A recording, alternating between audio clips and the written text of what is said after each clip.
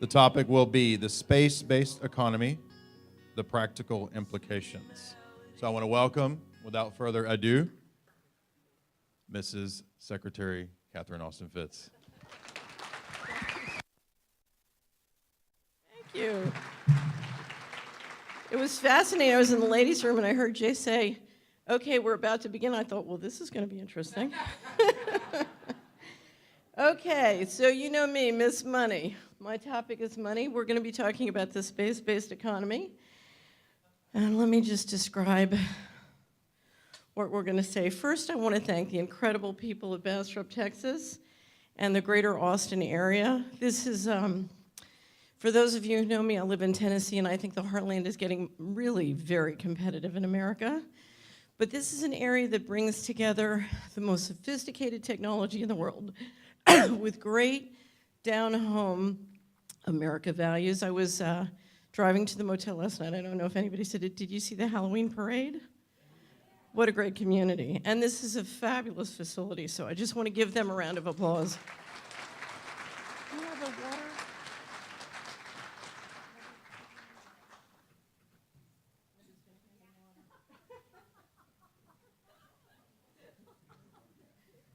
Oh, it's down there. Okay, so let's go over what we're going to talk about today. I came to this topic not because I was interested in space, but because I was looking for $4 trillion that had gone missing from the US government. And, you know, I had to follow it into space. I remember when I first got on Coast to Coast in 2005, I was following the money. And one of the things I said to them is, why does nobody want to talk about infrastructure and roads and bridges and how to make communities safe for children? And one of the things I discovered, it was really the Coast to Coast audience that taught me, and people like Linda, who was on Coast to Coast, is so much of the power and control is coming at us from space. So we're gonna visit looking at the money. Then I want to talk about mapping the economics. I want to talk about what are the economics of space and how is it impacting our current economy, both the economic side of that and politics. Then we're going to talk a little bit about the low Earth orbit, which today is where 90% of the economics are. So when we talk about space, remember, we're not just talking about what's out there. We're talking about what's down here, but is transmitted and engineered and controlled from out there. Then I want to touch on law and space, some of the unanswered questions, and then I want to get back to practical implications to you. Okay, at the bottom, I'm going to reference sources at the Solari report, and I want to make sure you have access to it, so we're going to offer a 1-week complimentary access to everybody, both in the audience and who's coming in by stream. And the username is gift@solari.com, and the password is ticket, okay? And I'll give that to you again at the end. One of the things you can do when you can log in, we're going to put these PowerPoints up on the website at solari.com. So if you want to just pay attention and don't want to have to take notes, you can get a copy of this and download this later, okay? Right. I'm always missing things because I'm taking notes. Okay, so let's dive in. Okay, so I'm really big on staying in a state of amusement as I try and deal with this topic. You know, I, for one, find it very frustrating to live on a planet that's still a mystery. So I try and stay in a state of amusement. We have a cartoonist at Solari, and I just want to show you a couple of our cartoons. It's a businessman with an attache case, and he's saying, "Black ops, schmops, why should I sweat and care about what a bunch of UFO-chasing weirdos are doing 100 feet below the desert in Nevada?" And meantime, there's a hand coming through the wall, taking his wallet out. It says, "Cha-ching." And what I have to tell you is every household budget in the world, in the planet, is financing the things we're talking about, the breakaway civilization, whatever proportion is going into space and whatever is going underground.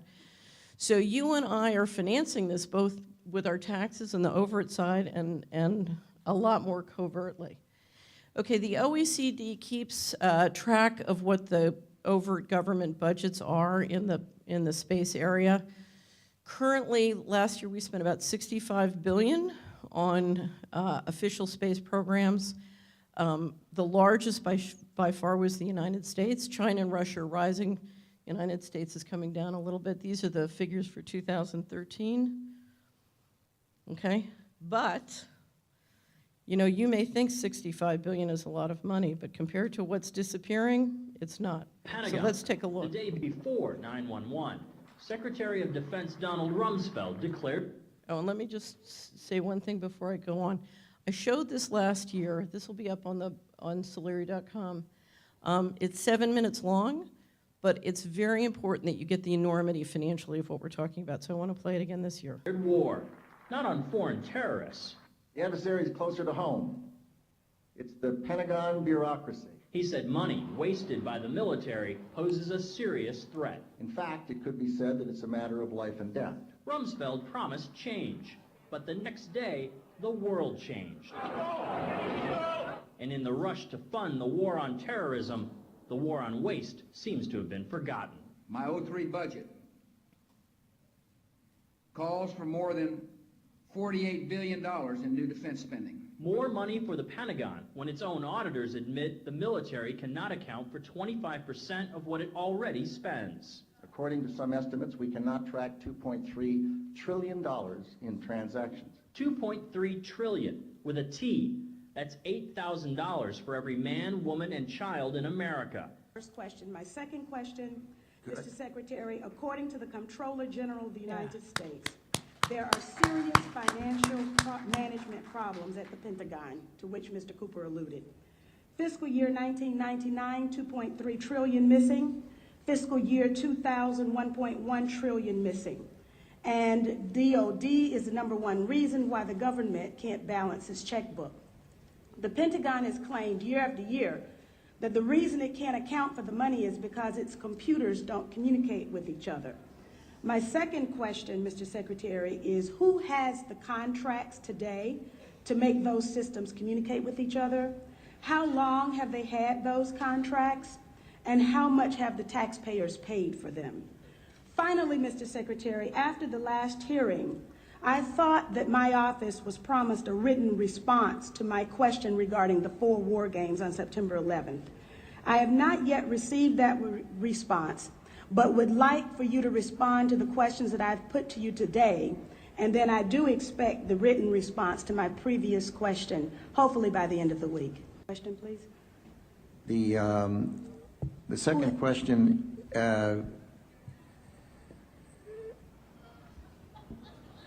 I've forgotten what the second question was. I think Ms. Jonas knows it. Okay.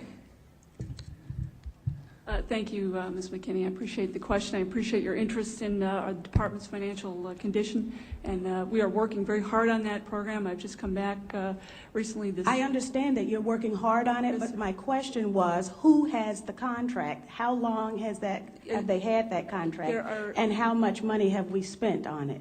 In general, we spend about $20 billion in the Department on Information Technology Systems. The accounting systems are part of that. I can get you the exact number for the record of what we spend on our current, what we call legacy systems, and those that we're moving toward. And who has the contracts? That would be a multitude of individuals. Could you name some, please? Well, I think off the top of my head, well, I would rather not. I'd rather provide that for the record. That's not privileged information, is it? I'm sure it's not. Well, please. And we still have time, so please. I would be glad to provide for the record. I don't want to talk from the top of my head. Scope is hard to imagine. Republican Congressman Darrell Issa joining us now to help us figure out what this all means. Congressman, thank you very much for joining us for Happy Hour.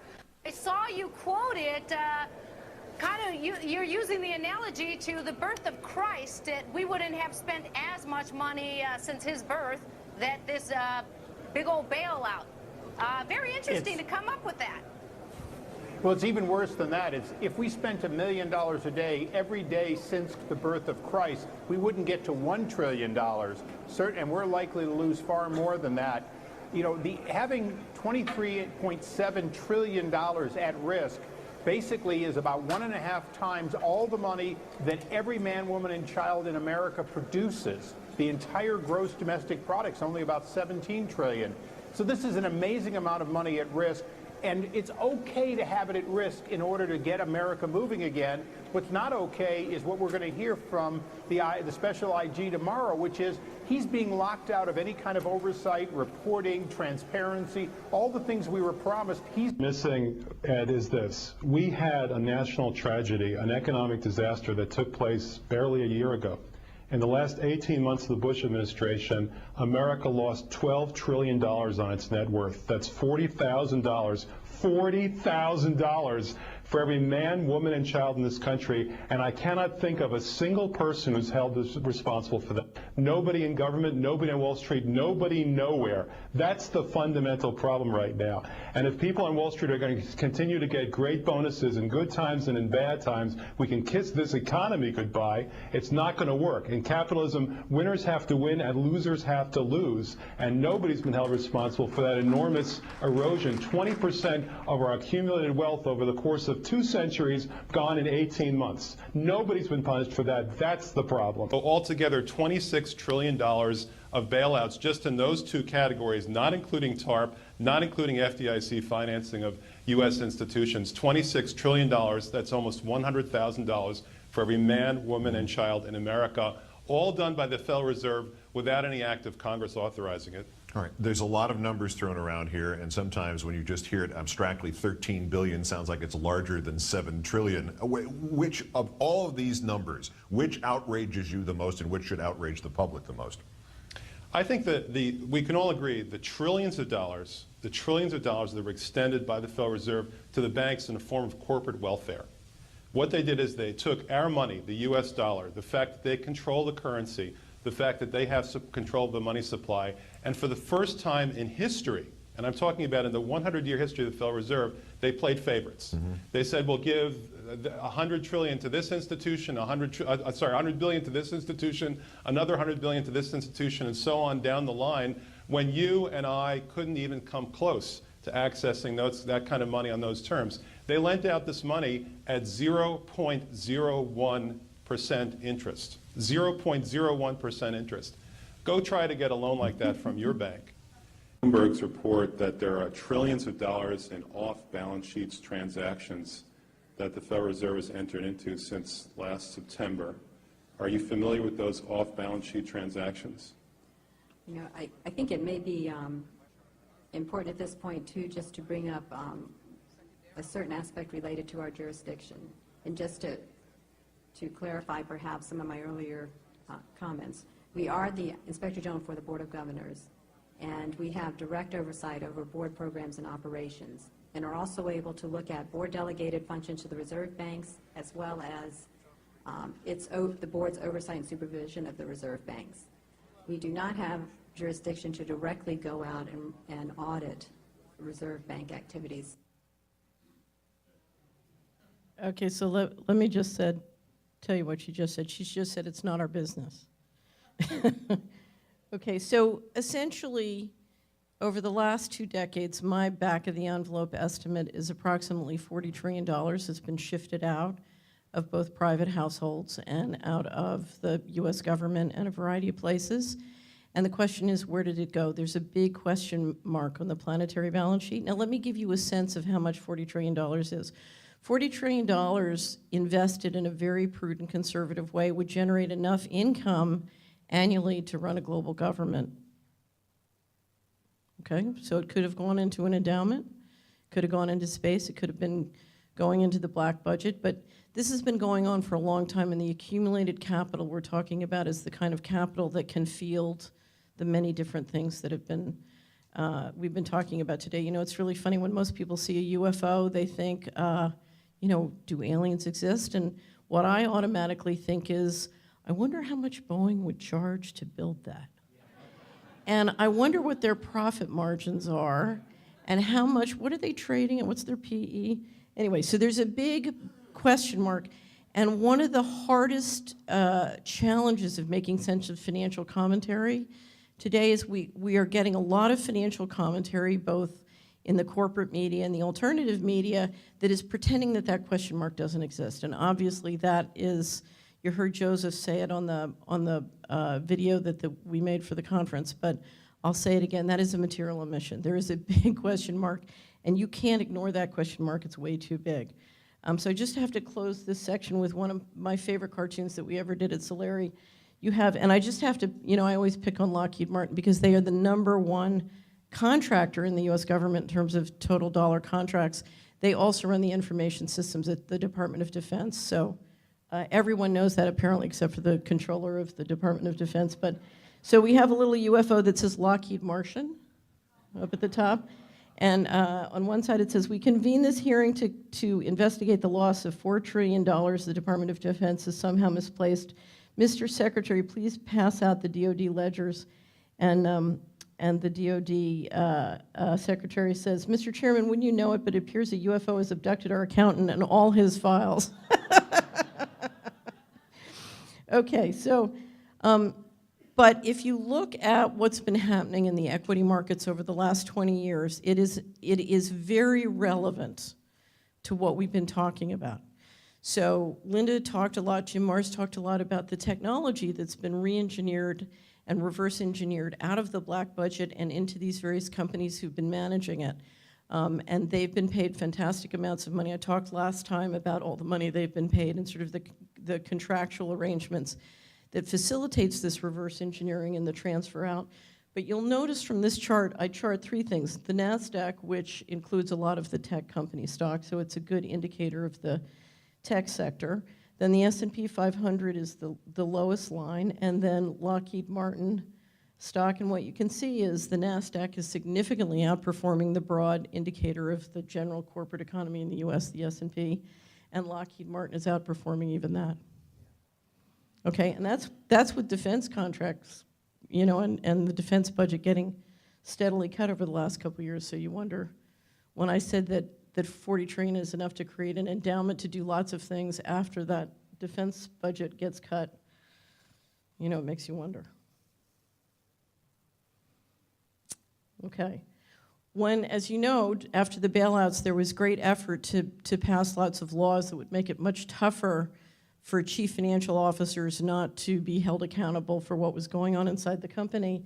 And right at that time, we popped out with a new waiver that the National Security Advisor can give.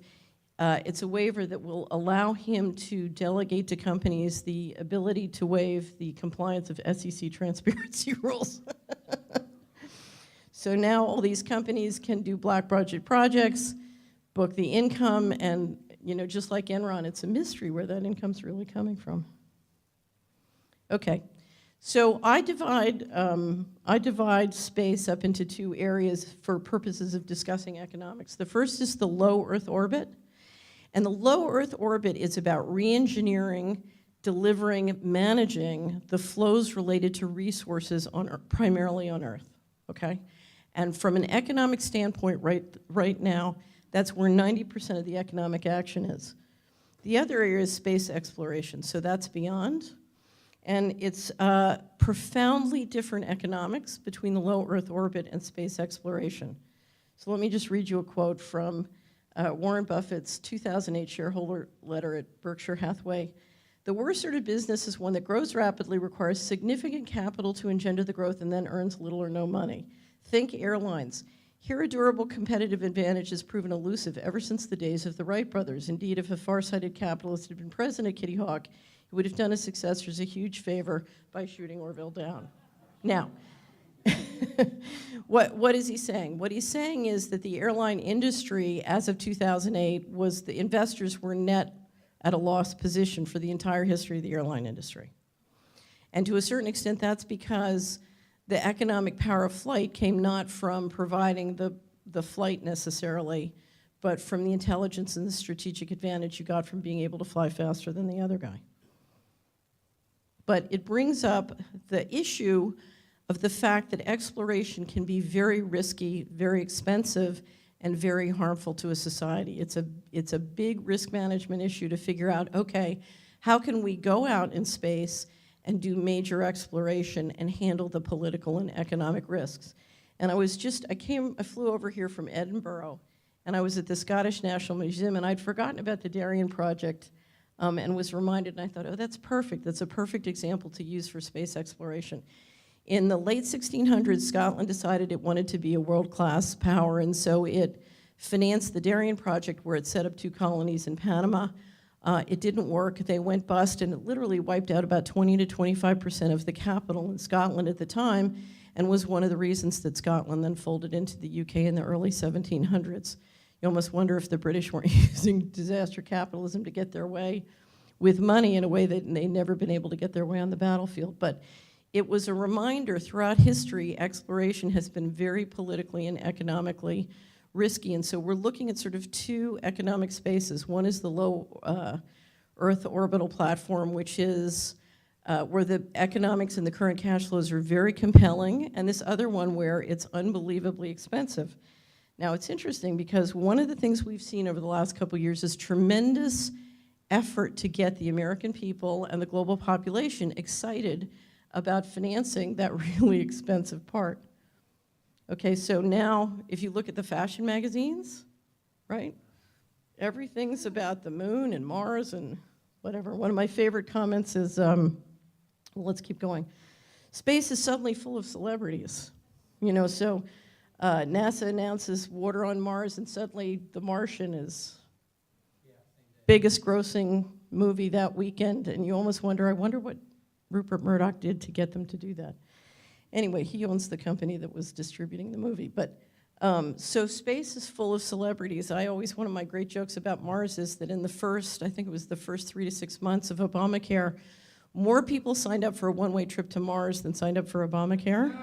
Which, you know, so never tell me that the American people do not know what's going on. They know what's going on. Okay, so anyway, but space is now very, you know, it's very sexy because you got all these Matt Damons out there, and we want to go too.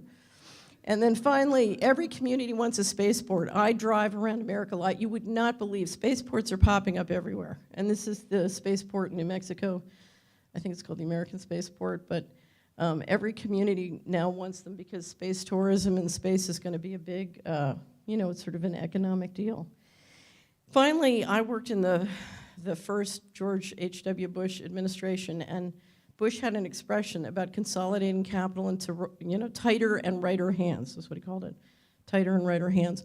And one of the reasons you consolidate capital into tighter and righter hands is so that you can pull the capital you need to do the really high-risk, expensive projects. And whether it's making them fashionable or financing those projects, that's what we see.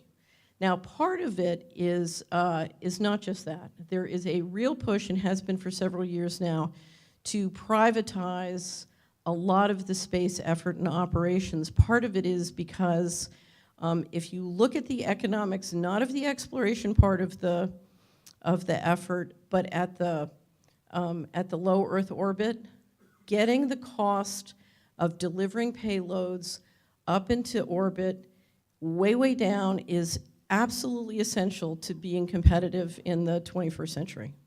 So, you know, for 500 years, the central banking warfare model has depended on controlling the sea lanes. Well, now it's not just the sea lanes, now it's the satellite lanes.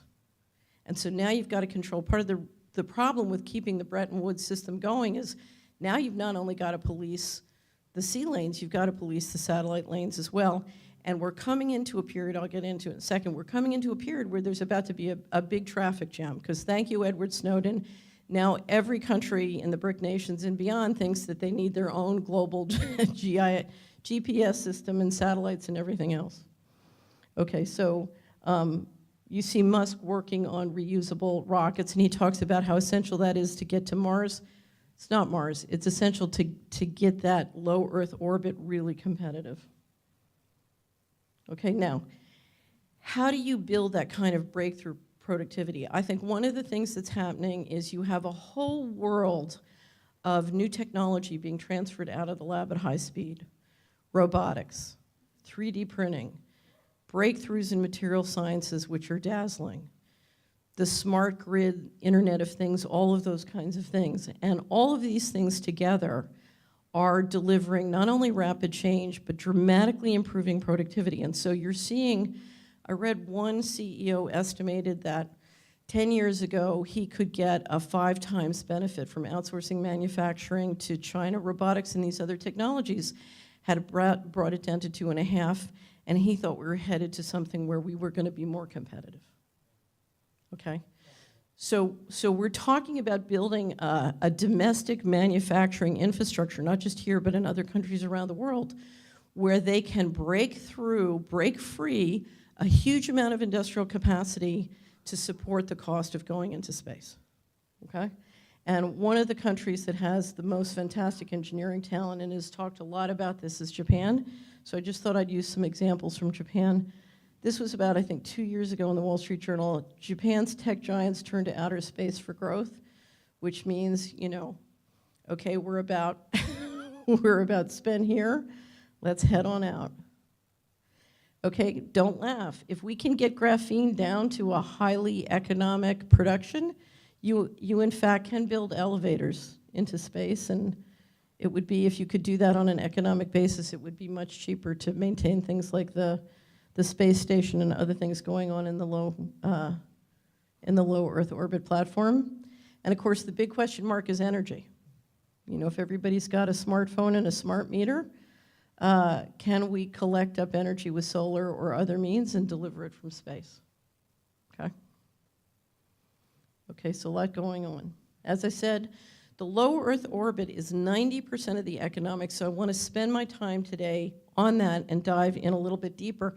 Did you ever notice that if you get on the internet and you start to Google on space, what do you find? You find lots of stuff on the moon and Mars. You very rarely is this ever made to be interesting or sexy. All the disinformation is focused beyond the low, the low Earth orbit space, and I think that's one of the reasons they don't want you really paying attention to what's going on. As I said, the goal of what's going on in that space is, and I'll just say it a couple times because this is what I really want you to take away. It's about the control and concentration of flows on planet Earth, including cash flow. Okay? So think of the satellite system as we shift more out of the underground cables and move it up into the sky. It is very much about the control and concentration of cash flow.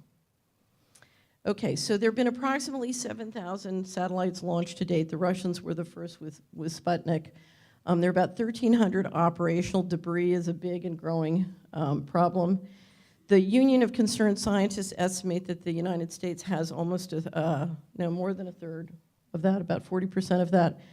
Russia, my guess is, has more than is shown here, but Russia and China are growing fast, and the U.S. is, we're seeing the government cuts are sort of cutting a little bit into what the U.S. has been doing. The global satellite industry revenues are about $200 billion, but again, same with airlines, that's not where the money is. The money is not in fielding and operating the satellites, the money is in the digital stuff going through the satellites. Okay, so one of the things that will really help you understand what's been happening for the last half century on this planet is as we've built out the satellite system, we have dramatically changed the feasibility politically and economically of what I call rebalancing the global economy. Something started in the 90s where we literally changed the rules on how the global economy works, and we're now dramatically, you know, we basically said, okay, now the emerging markets and the developed world can compete head to head, and we're going to go global, and that's part of this shift to sort of a global governance process. That was very much driven by what was possible in terms of the satellite system because it made it much more economic to enforce. So let me explain a little bit more about what I mean by that. Let's look at what is pumping through those satellites. We've got communications, phones, data, internet, media. We've got financial systems, pricing, payment, clearance, and transactions for currencies, securities, assets. One of the most important things in the financial system is who can get the data from here to there the fastest. And split seconds, as you can tell from the program trading, make an enormous amount of difference in terms of money. And we're seeing slowly more and more shift into the satellites. So how much will be done by cable or on the ground versus satellites? It's not something I know. But I know that satellites are becoming more and more important to the financial system, particularly when it comes to bringing and getting deeply into the emerging market populations. GPS positioning and navigation is essential. weather astronomy and research, Earth observation and remote sensing, cloud and database storage, and of course weaponry is, to me, a very, very important one. You have surveillance, you have intelligence, you have coordination of man forces, but if you look at what the military is trying to build, they're trying to build a world where, for example, in the United States, you can pull back behind the Atlantic and Pacific Oceans, which have traditionally been a great protector of the nation, and you can project force with unmanned everything, right? Unmanned drone planes, unmanned drone ships, robotic armies, right? Okay, and that's all going to depend on satellites, either for operations or intelligence. Finally, one that I write a lot about and cover a lot at Solari because I think it's important is we are now dealing in a world not just of hard weapons, but soft weapons. And soft weapons increasingly are not just surveillance, but entrainment and electronic harassment. So literally mind control that's coming through all of these systems in a digital electronic form. And finally, big question mark, energy. Are we going to use these systems to collect energy from the sun? Are we going to use them to transmit or distribute energy?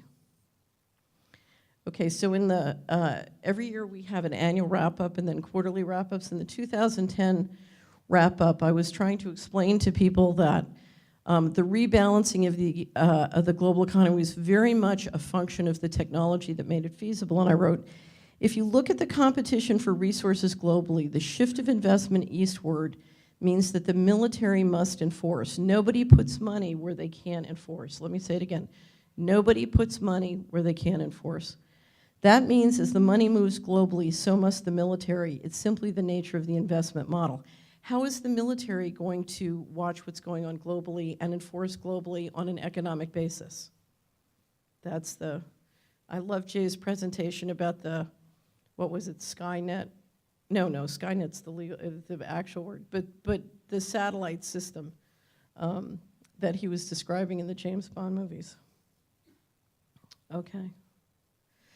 Okay, so we are rebalancing the global economy, and it's very easy to underestimate the power of the tsunami that has been unleashed. Right now, the per capita income in the United States is $52,000. In China, it's up to almost $10,000. In India, it's still, 2 years ago, it was still $4,000. Imagine a world where they're all $52,000, or they're all $100,000. I don't know, it could go many different ways. But that's a very, very different world than the one we're living in. And part of the tensions we're all dealing with is the competition as we now compete directly, globally, and our opportunities are direct and global. So it's a very big switch. For that rebalancing to happen, if you're Russia, if you're India, if you're China, and you want to be at the 52,000, then you need to have a global GPS system. You need to have a lot more satellites than you do. And remember when I said I think there's a traffic jam coming in low Earth orbit? Some people say there's a traffic jam now. We certainly have a debris problem. We have, if you look at the number of countries who are adding on space programs and starting to increase their space budget, everybody's realizing, oh, you know, do I want to depend on the United States for my clearance systems and my payment systems, or do I need to get some satellites up there and do it myself? You know, think of it this way. You know, sometimes I think that the satellite industry financed Edward Snowden. They said, oh, well, how can we get a pickup in demand? But he certainly helped them do it. Okay. Part of this is global internet users. In 1995, less than 1% of the global population was on the internet. As of 2005, 1 billion was on the internet. 2010, 2 billion were on the internet. 2014, 3 billion. Several days ago, it was estimated $3.234 billion. Sorry, I think money. 3.234 billion people on the internet. One of my favorite essayists, in fact, who comes from Texas, Michael Ventura once wrote, and he said, we're standing in the storm of our own being, because now we have 3.2 billion people who can talk to each other directly. What we're trying to figure out is how we can do that in a way that's energizing for all of us. Okay, but that's a huge explosion, and it's very recent. Okay, and a lot of it comes to the fact that we've dramatically brought down the cost of a smartphone, and you're getting smartphone adoption, and so most of the access is through pads or phones, no longer through computers. Okay, now, what does that mean? Why is this important? One of the most important drivers of economics in space and in the low Earth orbit is what?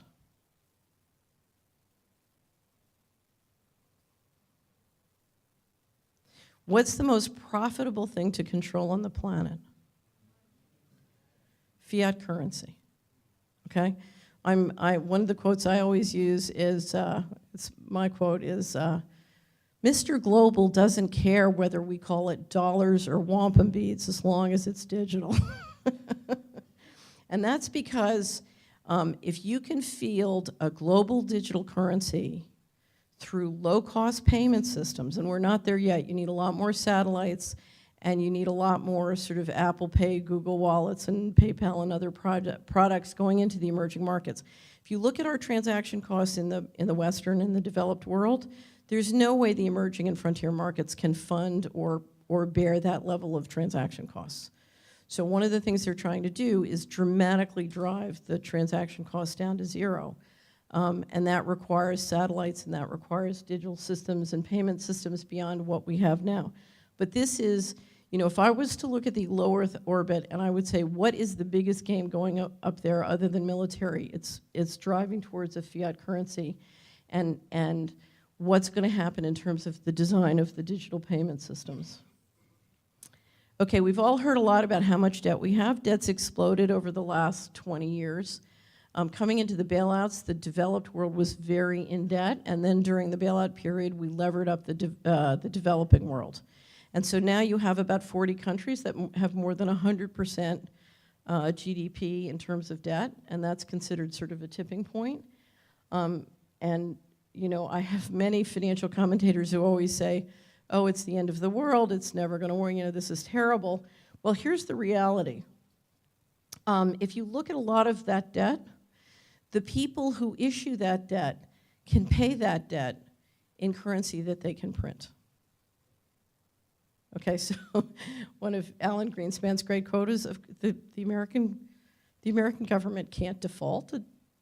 It prints the currency. Okay, because we can't default. We can just, if I can print the money off of my computer that pays my credit card's debts, then I can run my credit card debts up all day long because I can just print the money off of my computer.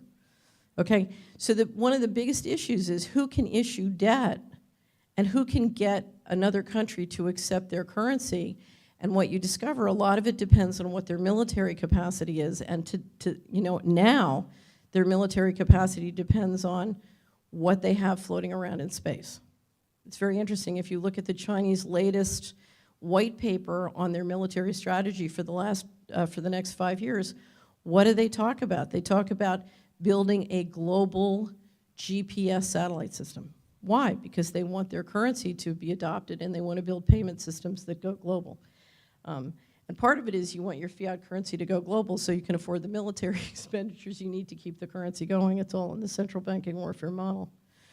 Okay, which leads us to another one of the most powerful and important uses of this low Earth orbit, and that's what I call, or Glenn Greenwald called, the one-way mirror. Does everybody know that expression? They can see you, but you can't see them. We are now building a surveillance platform which is so invasive and extraordinary. It's unbelievable. I went through a process in the 90s where I litigated with the federal government. I think a lot of you know about that, but one of the things I discovered was the extraordinary power of their invasive surveillance system. I got quite an education. Several of the Solari reports that I absolutely encourage you to access, you can access them in audio form or download the transcripts. One is by Dr. Nafeez Ahmed, wonderful investigative journalist called the CIA, NSA, and Google, on the history of the development of Google. A second is an interview I did with Adam Trombley, Entrainment, Subliminal Programming, and Financial Manipulation.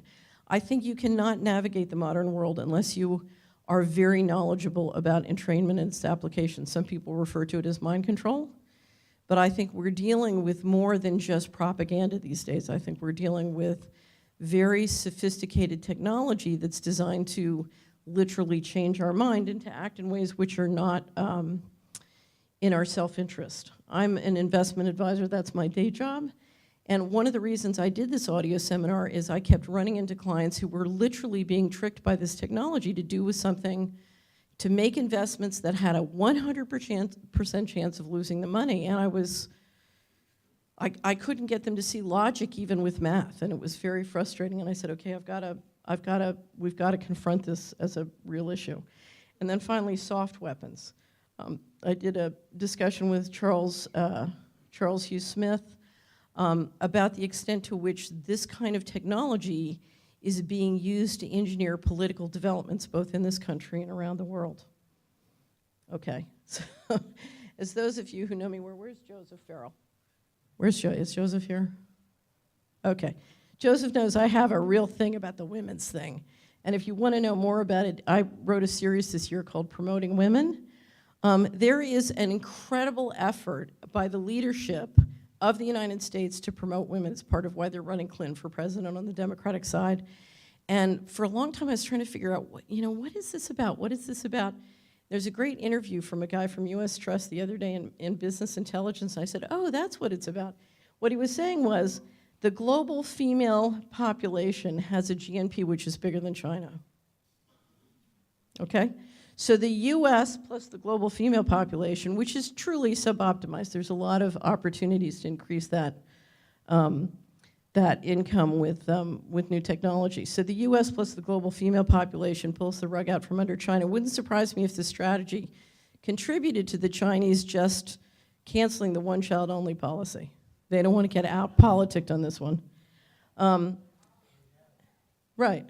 But remember, we're in a very interesting time because you take satellites that on a very economic basis can interact financially and with mind control technology globally in every place in the world through your smartphone, direct through your smartphone, remember?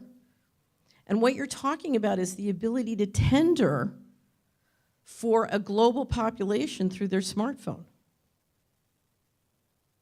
You know, are they a citizen of country ABC or are they a citizen of Apple? We're all sitting here, I'm sitting here with my Apple. Okay, so watch this, because this is going to be a very important strategy to the US, and don't think that that satellite system and all these systems isn't critical to it. It's basically control. I did a great wrap-up in the first quarter called Planet Debt, and I get into the nitty-gritty of control is not control of countries or municipalities or government leaders. Control is control of every one of you and I using relational database technology, artificial intelligence, and a lot of these different technologies. Okay, and if you don't believe me, you know, it's all in the movies. I always say in America, fact is fiction and fiction is fact. Get a load, who here has seen Kingsman? Raise your hand if you've seen Kingsman, okay. Very important movie to understand the dangers and powers of some of this technology. Now, I don't think they've got it there yet, but it wouldn't surprise me if that's where they're headed. For those of you who haven't seen it, Kingsman is a absolutely dreadful movie with Colin Firth, who's a great actor. And this is a scene where through some smartphones within a Pentecostal church in the southern United States, they get 200 people to basically in the middle of service stand up and kill each other. And everybody dies by the hands of the congregation. Okay, now, I just saw an article yesterday, and I haven't had a chance to confirm it, saying that the administration was ready to concede and leave Assad in place in Syria. I don't know if that's true, but if it is, one of the reasons is because the Russians put up an electronic blanket over Syria. And it appears that they may have been able to literally white out the surveillance and soft revolution technologies of what the United States was doing. This is all part of the fight over the payment systems and the delivery systems. This is a headline: U.S. reportedly worried Russia may cut deep-sea internet cables during conflicts. And you can see why. Because if you can shoot the satellites out of the sky and cut the cables, then you can stop the soft revolution. You can also stop people's transactions. Okay, all economies are built on the basis of law. All economies work from the legal systems that they're a part of. Ultimately, political jurisdiction determines the rules of who can and cannot make money. I'm not going to go into it today, but I asked one of our favorite attorneys to write a special report for us. It's up on the website at Solari.com called United States Law Concerning Outer Space. And it's the first of a series we want to do on this topic, and if you're interested, I would really encourage you to take a look at it. But I wanted to bring up what I think is the most important point. The Treaty of Westphalia, also referred to as the Peace of Westphalia, was the political agreement that occurred in 1648, which some historians say was the end of the medieval period. And it was the end of medieval period because it basically came up with a philosophy of sovereignty that said the only person that can apply force within a jurisdiction is the sovereign government. It gave a monopoly on force to the sovereign government within a jurisdiction. Before that point, you had lots of people who could, you had feudal lords who had power, the government had power, the Vatican had, armies, there were all sorts of mercenaries roaming the place, and so if you're a citizen, you're having to deal with force from multiple parties, and you don't know who's really in charge and who's really in control. Well, for a variety of reasons, one of very much is the satellites and the ability of satellites to do things over a jurisdiction without the jurisdiction necessarily realizing it, is we are literally, the United States over the last 30 years has torn up the Peace of Westphalia, and we are back into a high-tech medieval process where there's a whole variety of parties within any given jurisdiction that can and will use force to get their way, including corporations. Okay, which brings us to the big question, who is Mr. Global? Mr. Global is the word I use to describe the governance process on planet Earth. So in my mind, just to make life simple, someplace there's a room with lots of computer screens and there's a guy named Mr. Global and he's running everything. If you ever saw the movie The Truman Show, Ed Harris played Mr. Global. So who is Mr. Global? Because we live on a planet where we do not understand the governance process. One thing, I've worked in the U.S. government, and I can assure you, the U.S. government is like a bus, and the president's up there with his hands on the wheel, but the wheel doesn't go down to the wheels on the bus. There's someone downstairs, named Lockheed Martian, really driving the bus. So the question is, well, who are they working for? When I was the Assistant Secretary of Housing, I used to ask the defense contractors to give me data that was required for me to run my operation by law, and they refused, and I couldn't make them. So the question is, who are they really reporting to? Well, I wanted to just show you. Here's Jupiter ascending. Just raise your hands. Who here has seen Jupiter ascending? I'm just going to show you 1-minute clip from Jupiter ascending. Your Earth is a very small part of a very large industry. Oh, wait. Let me. Right now, Berlin owns the title. That was very quiet. Can we make it louder? Okay, so she's going to start off and say, the Earth is just a very, very small part. So let me try that again. Let everybody be quiet. Your Earth is a very small part of a very large industry. Right now, Berlin owns the title to Earth. Once you claim it, the Earth will belong to you. I will harvest that planet tomorrow before I let her take it from me. We need a plan. We need firepower. So now you see why they needed $40 trillion. Maybe. Okay, so here are the unanswered questions of the secret space program. Is Earth an open or closed economy? It's very interesting. I went to business school. I worked on Wall Street for 11 years. I've been involved in the economy my whole life. And the whole time I was invited to assume that Earth was a closed economy. So if we issued debt, then other humans owned that debt. If we issued stock, other humans owned that stock. But if you look at all the economic experiences I've had over my whole life in government, business, everything else, what I will tell you is, if you ask me to describe the economic model on planet Earth, I would say, well, planet Earth is a real estate investment trust because we're paying a dividend someplace every year, and I don't know where it's going. It's going into that question mark on the planetary balance sheet. But let me bring it down to some of the important questions you have to ask if you ask the question, is this an open or closed economy? I told you we did this great wrap-up called Planet Debt, and I got great statistics on who had issued debt. But for the life of me, I couldn't get great statistics on who owned it. I don't know who owns it. I know they control, and they control through the debt, because that's how you control a company in invisible ways, by controlling through the debt. Who owns the debt? I don't know. But let me ask you this, is it humans or is it somebody else? What if I were to tell you that 70% of the debt, government debt on this planet, was owned off-planet? I don't know. Do you? Big question. The gold inventory, there are people who say that gold is the currency that will allow us to trade across planets. But for the life of me, I've spent many years trying to figure out what the gold inventory is on this planet, and I can't do it. You know, it's something I always call Dr. Farrell and speculate about this, but in 2011, somebody jammed the price of gold down and then moved an unbelievable amount of inventory out of the single largest inventory in the overt economy for the GLD ETF. And it literally went like boom, boom. And I called Joseph and I said, did they just buy the moon? Well, that's what it looked like. It looks like you were stockpile coming into a big transaction, and then boom. I don't know. Who's behind the one-way mirror? Is it humans that control this amazing low-orbit infrastructure, or is it somebody else? Who controls the smart grid? That's scary. Black budgets, dark pools, hidden system of finance. What I want to know is why we have a world of unbelievably talented, capable financial people talking about trading, investing trillions of dollars of capital on the assumption that it's a closed system when it might not be. That's really scary. Digital currencies, who's going to control? Now, if it's a closed economy, you may talk me into believing that Bitcoin really might not be hackable. If it's an open economy, there's no way you're going to talk me into that, given what we've seen here. Okay?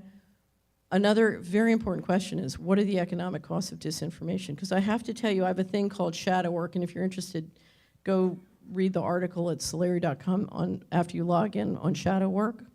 But I will tell you, every person in this audience is struggling with a hidden system of taxation called fraud that's really a way of financing a lot of this stuff. But you're also struggling with a very different, here's the official reality, and here's reality. And we've got to drive around, and if we really pretend that the official reality is true, then it's going to be bumper cars. We're going to keep making mistakes and knocking into things, on and on and on. And I know whether it's the hidden fraud taxation, credit card fraud, identity theft, on, whether it's the hidden taxation from fraud or the shadow work, every person in this room is buried with the costs of that, okay? Which gets me to the last question, practical implications to you. Now, as you know, if you've ever been on Solari, I could talk about this for a week. So I don't have a week, but I want to tell you a story. I did a wonderful interview with Dr. William Tiller, who's used to be head of material sciences at Stanford. And I'm very interested in community prayer, and I was doing the pre-interview, and I said to him, Dr. Tiller, I'm very interested in community prayer. He had done tests and experiments where he had proven that human intention can change material reality, including at great distance. So Linda and Jim talked about remote viewing and sort of what people can see. He's literally saying not only can you remote view, but you can shift the building. So I said to him, Dr. Tiller, what do you think of community prayer? And he said, oh, well, you have to be really careful, because if the people doing the praying are coherent, it can help. But if they're incoherent, it can make things worse. And I said, it was a big wake-up call to me. I said, oh, what I need to be is to be more coherent. My contribution to the world can be more coherent in myself. And so whatever you do, every person is different, every situation is different, every family is different, so you're unique. But what is most important, I think, is whatever you choose to do, it's very, very important that you do it in a way that increases your personal coherence. Okay?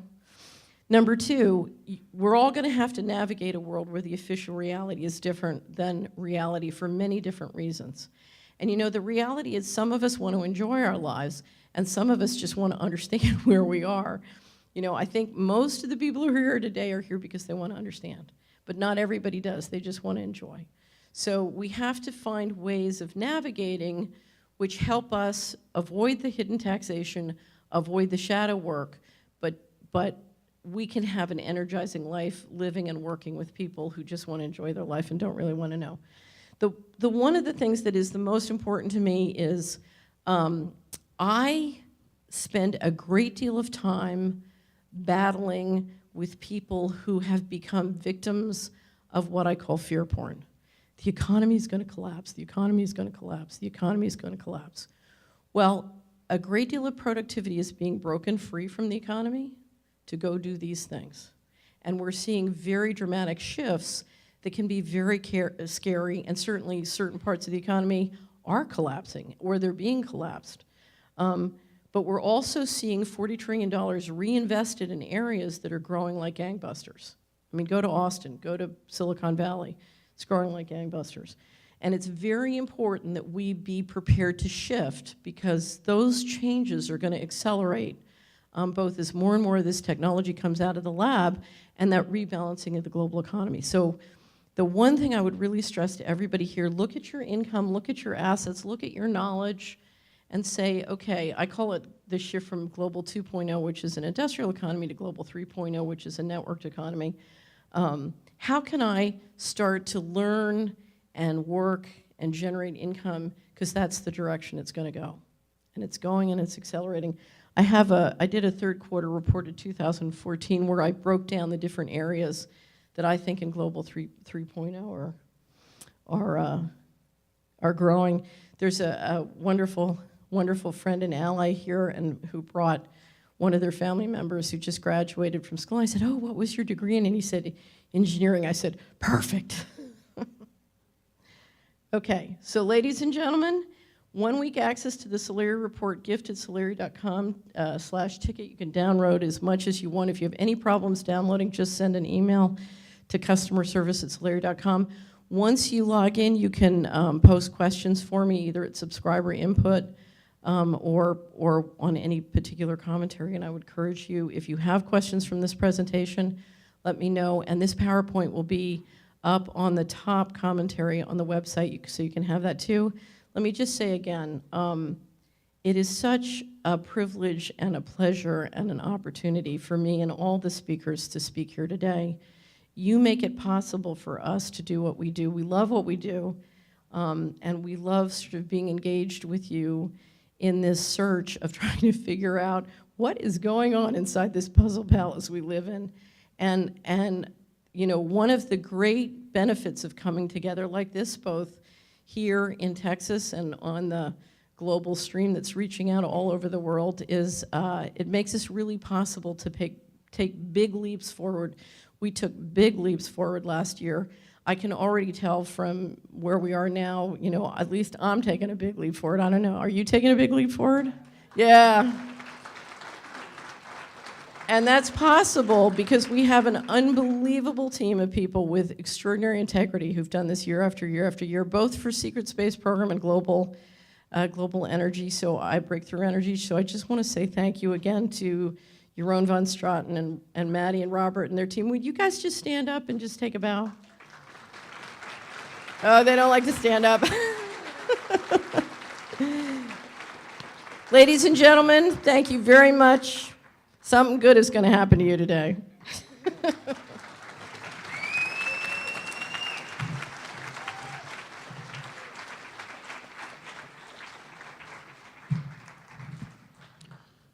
All right, that was great. One more time. Why does nobody want to talk about infrastructure and roads and bridges and how to make communities safe for children? And one of the things I discovered, and it was really the Coast to Coast audience that taught me, and people like Linda, who was on Coast to Coast, is so much of the power and control is coming at us from space. So we're gonna visit looking at the money. Then I want to talk about mapping the economics. I want to talk about what are the economics of space and how is it impacting our current economy, both the economic side of that and politics. Then we're going to talk a little bit about the low Earth orbit, which today is where 90% of the economics are. So when we talk about space, remember, we're not just talking about what's out there. We're talking about what's down here, but is transmitted and engineered and controlled from out there. Then I want to touch on law and space, some of the unanswered questions, and then I want to get back to practical implications to you. Okay, at the bottom, I'm going to reference sources at the Solari report, and I want to make sure you have access to it, so we're going to offer a 1-week complimentary access to everybody, both in the audience and who's coming in by stream. And the username is gift@solari.com, and the password is ticket, okay? And I'll give that to you again at the end. One of the things you can do when you can log in, we're going to put these PowerPoints up on the website at solari.com. So if you want to just pay attention and don't want to have to take notes, you can get a copy of this and download this later, okay? Right. I'm always missing things because I'm taking notes. Okay. Okay, so let's dive in. Okay, so I'm really big on staying in a state of amusement as I try and deal with this topic. You know, I, for one, find it very frustrating to live on a planet that's still a mystery. So I try and stay in a state of amusement. We have a cartoonist at Solari, and I just want to show you a couple of our cartoons. It's a businessman with an attaché case, and he's saying, "Black ops, schmops, why should I sweat and care about what a bunch of UFO-chasing weirdos are doing 100 feet below the desert in Nevada?" And meantime, there's a hand coming through the wall, taking his wallet out. It says, "Cha-ching." And what I have to tell you is every household budget in the world, in the planet, is financing the things we're talking about, the breakaway civilization, whatever proportion is going into space and whatever is going underground. So you and I are financing this both with our taxes on the overt side and a lot more covertly. Okay, the OECD keeps track of what the overt government budgets are in the space area. Currently, last year we spent about $65 billion on official space programs. The largest by far was the United States. China and Russia are rising. United States is coming down a little bit. These are the figures for 2013. Okay, but you know, you may think $65 billion is a lot of money, but compared to what's disappearing, it's not. Pentagon, so let's take a look. The day before 9/11, Secretary of Defense Donald Rumsfeld declared.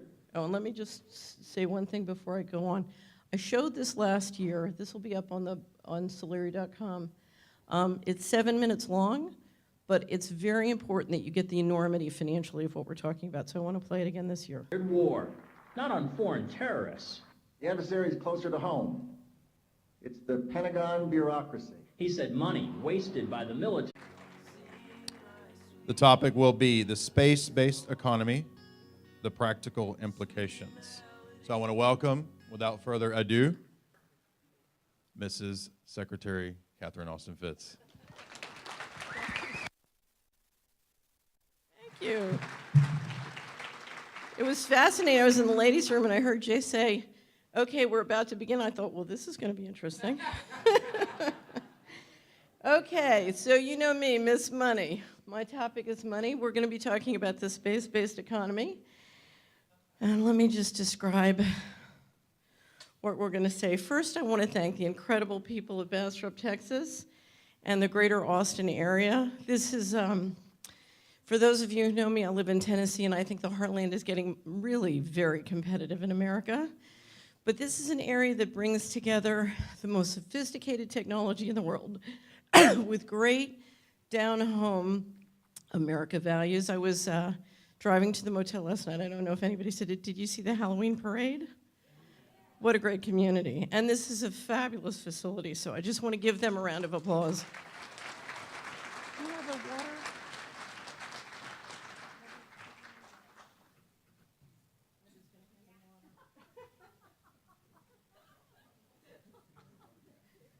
Oh, it's down there. Okay, so let's go over what we're going to talk about today. I came to this topic not because I was interested in space, but because I was looking for $4 trillion that had gone missing from the US government. And, you know, I had to follow it into space. I remember when I first got on Coast to Coast in 2005, I was following the money. And one of the things I said to them is, why? Poses a serious threat. In fact, it could be said that it's a matter of life and death. Rumsfeld promised change, but the next day, the world changed. And in the rush to fund the war on terrorism, the war on waste seems to have been forgotten. My 03 budget calls for more than $48 billion in new defense spending. More money for the Pentagon when its own auditors admit the military cannot account for 25% of what it already spends. According to some estimates, we cannot track $2.3 trillion in transactions. 2.3 trillion with a T. That's $8,000 for every man, woman, and child in America. First question. My second question, Mr. Secretary, according to the Comptroller General of the United States, there are serious financial management problems at the Pentagon, to which Mr. Cooper alluded. Fiscal year 1999, 2.3 trillion missing. Fiscal year 2000, 1.1 trillion missing. And DOD is the #1 reason why the government can't balance its checkbook. The Pentagon has claimed year after year that the reason it can't account for the money is because its computers don't communicate with each other. My second question, Mr. Secretary, is who has the contracts today to make those systems communicate with each other? How long have they had those contracts? And how much have the taxpayers paid for them?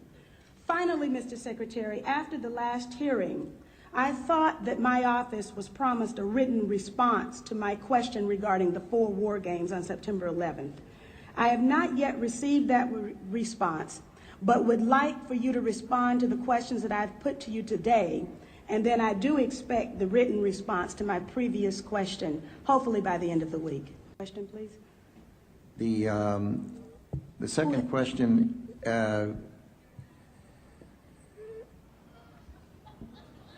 I've forgotten what the second question was. I think Ms. Jonas knows it. Okay. Thank you, Ms. McKinney. I appreciate the question. I appreciate your interest in our department's financial condition, and we are working very hard on that program. I've just come back recently. I understand that you're working hard on it, but my question was, who has the contract? How long have they had that contract? And how much money have we spent on it? In general, we spend about $20 billion in the Department on Information Technology Systems. The accounting systems are part of that. I can get you the exact number for the record of what we spend on our current, what we call legacy systems, and those that we're moving toward. And who has the contracts? That would be a multitude of individuals. Could you name some, please? Well, I think off the top of my head, well, I would rather not. I'd rather provide that for the record. That's not privileged information, is it? I'm sure it's not. Well, please. And we still have time, so please. I would be glad to provide for the record. I don't want to talk from the top of my head. Scope is hard to imagine. Republican Congressman Darrell Issa joining us now to help us figure out what this all means. Congressman, thank you very much for joining us for Happy Hour. I saw you quote it, you're using the analogy to the birth of Christ, that we wouldn't have spent as much money since his birth, that this big old bailout. Very interesting to come up with that. Well, it's even worse than that. If we spent $1 million a day every day since the birth of Christ,